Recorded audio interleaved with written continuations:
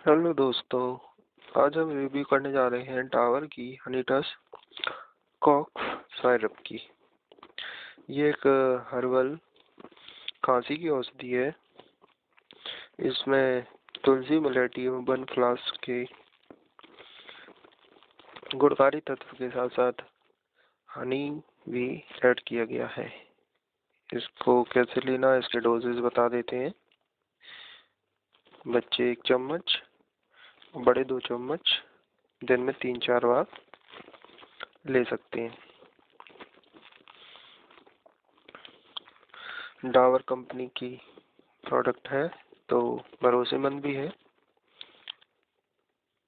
इसकी प्राइस और बता देते हैं। ये आपको 100 ml 85 रुपीज़ में मिल जाएगी।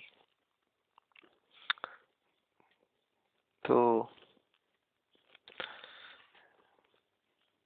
यूज़ करके देखिए। धन्यवाद।